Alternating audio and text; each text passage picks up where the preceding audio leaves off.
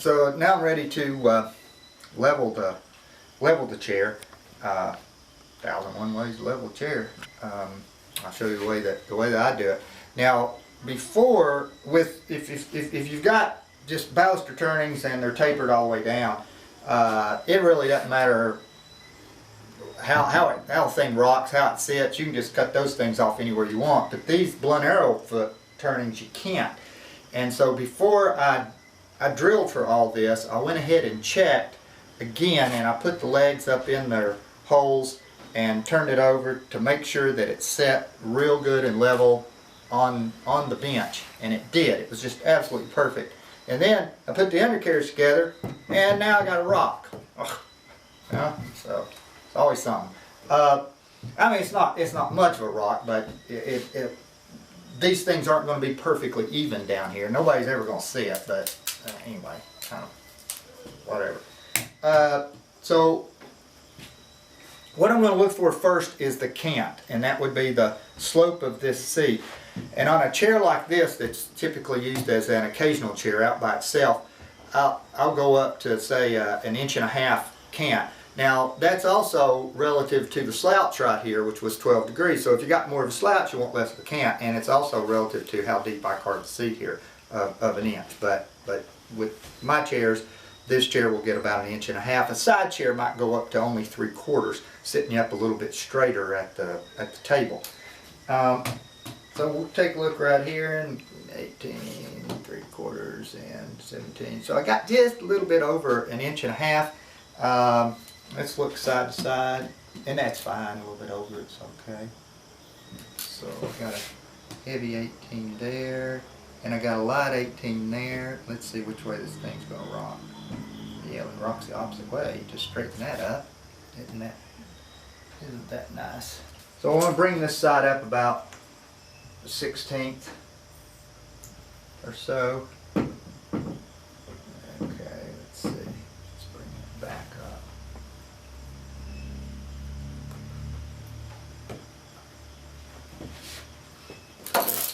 Now let's see what we got.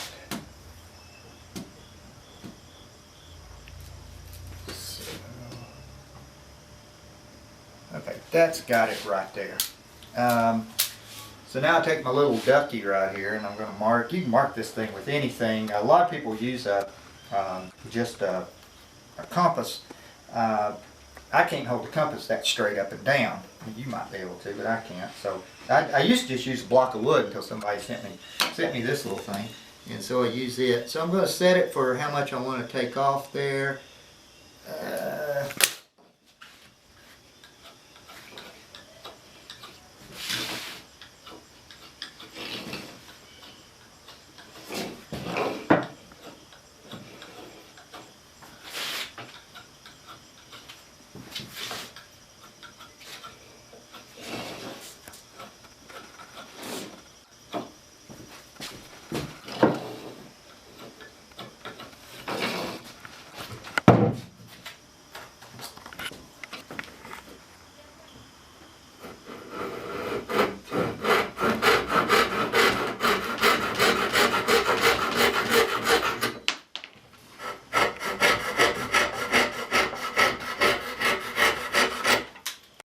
So I've sawed them off. Now I'm going to chamfer the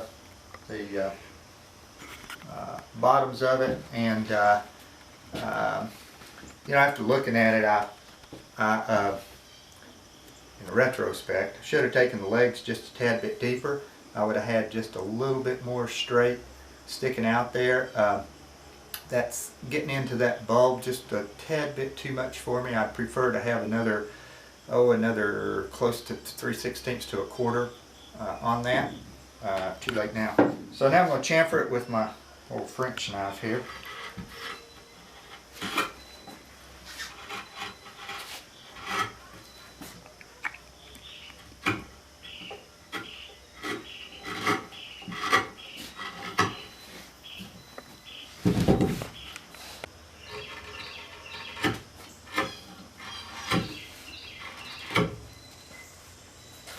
Well, got that. Now let's see how it's going to sit.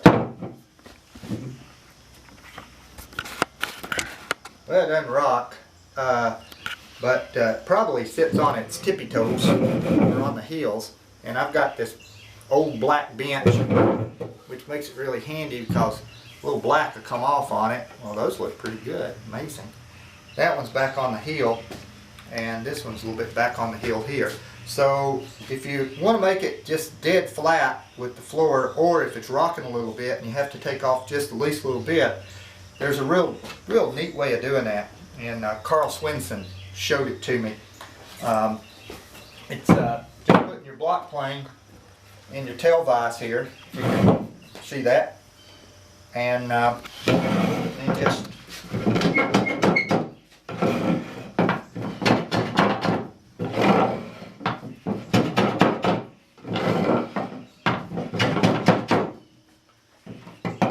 quick work of that.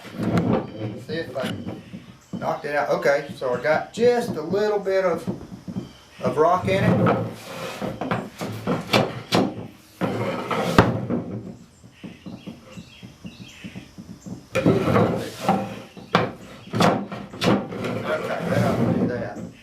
There we go, just nice and flat. Okay, next I'll be cutting these off.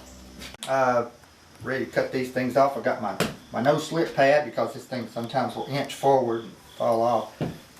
This is a little trick Dave Sawyer showed me here. You just take it's a hickory stick with an old towel wrapped around it and some duct tape.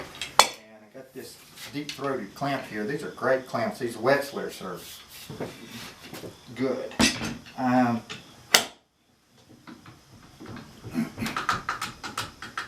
Crank that thing down, it won't go anywhere. Now you need to have an old junky wore out Japanese saw with about 6 or 7 teeth missing there. Well, the most important thing is you don't put your hand right up here when you do this.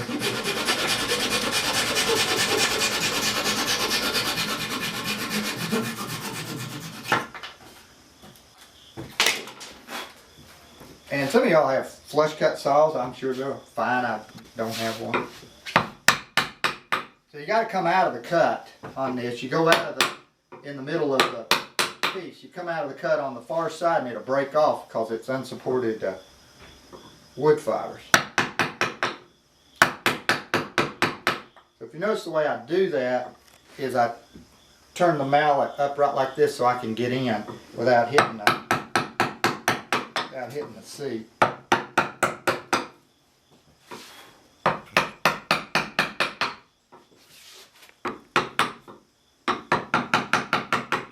You want to try to cut this off just right. You leave too much sticking up, you got to do too much work with the scraper, and you don't want to cut down below the pine level there. Got a little bit right there. So there we go. Now I can take the scraper and just concentrate just on top of that maple.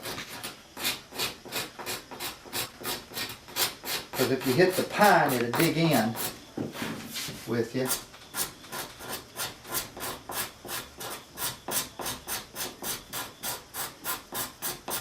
And then when you get it down there, then you can take some light passes hitting the pine and the maple. And then a little bit of 150. And you got it.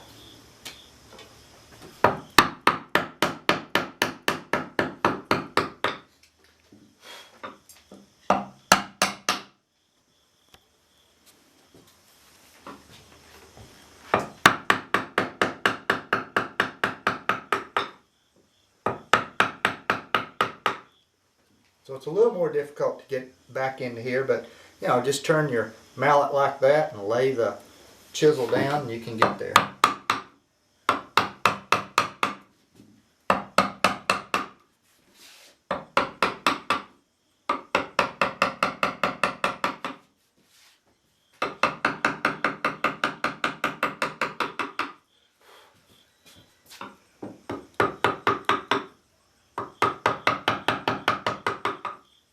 So if I didn't have a scraper, I'd just take this and start paring by hand and pare it down real nice and clean. But little diminishing returns there to do that when I can take the scraper and just concentrate right on top of it.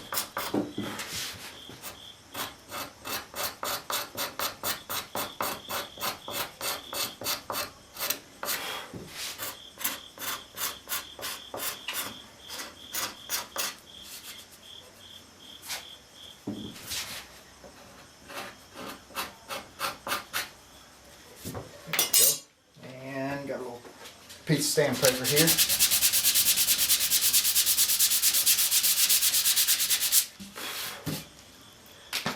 So the only thing I got left is to bevel off this back right here.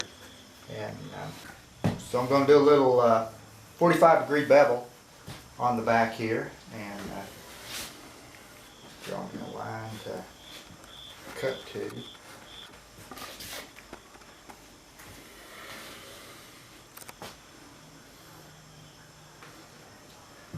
There we go. And use the draw knife, and you might see me using these things. This is some sort of vinyl siding thing, I don't know, but it makes for a great draw knife cover, and you get a 10-foot length for about $1.25. So this is a bevel up draw knife, which means the back is flat, and it's usually used with the bevel down because you get control, but most of this cut is end grain cut, and so I don't need the control because it's end grain, it's not face grain. And if I use it to bevel up, then it tracks better around through there, and I'm able to hold that line a whole lot better. Now you'll see when I come here, the further I get around here, the more I'm going to skew it and probably even slice a little bit. But a good draw knife, a well-tuned up draw knife, will cut this fast, crisp, clean, and smooth, all of that. Now right here would be the only spot that you might get the wood fibers running back that way, where it's carved that way. So you'll test it first and see if it lets you cut, and that one let me cut there, okay?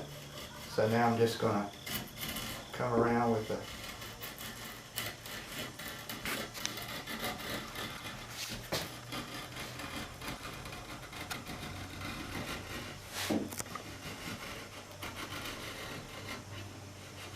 go right in there. You want to have a nice juncture there.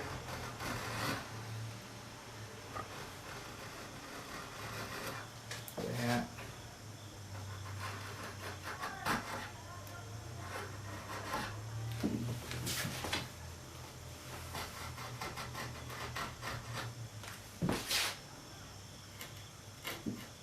That's that one. Let me go.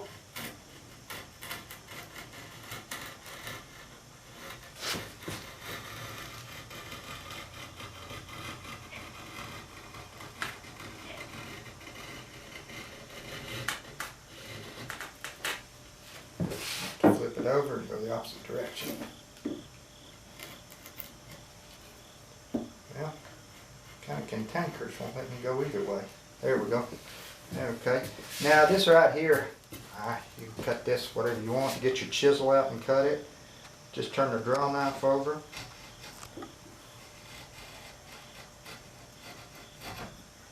That's all the draw knife is, a big chisel.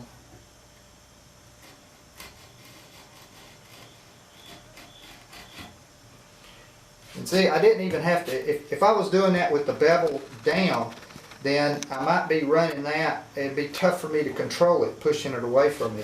But when I had it with the bevel up, I could just lay that back, just dead flat on top of that, and just go right in.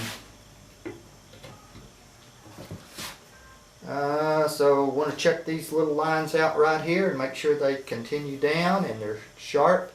Got just a little, not anything much right there at all, but while I'm looking at it, I'll take it out. There we go.